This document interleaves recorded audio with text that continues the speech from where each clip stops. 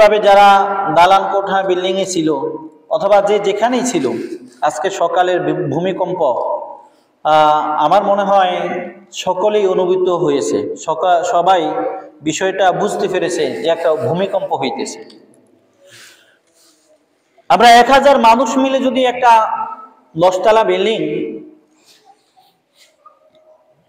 ঠেলা দেওয়ার চেষ্টা করি, ধাক্কা দেওয়ার চেষ্টা করি, সেটাকে আমরা কিছুই করতে পারবো না।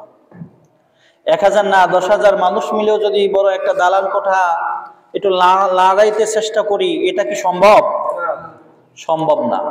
কিন্তু আল্লাহ সুবহানাহু ওয়া তাআলা এমন আল্লাহ যে আল্লাহ সুবহানাহু ওয়া তাআলা শুধু একটা ভবন না, একটা বিল্ডিং না, যে জায়গায়, যে এলাকায়, যে এরিয়ার মধ্যে আল্লাহ ভূমিকম্প দেন, অতটুকু জায়গার সবকিছু আল্লাহ রাব্বুল আলামিন নাড়িয়ে দিতে পারেন। বলি সুবহানাল্লাহ।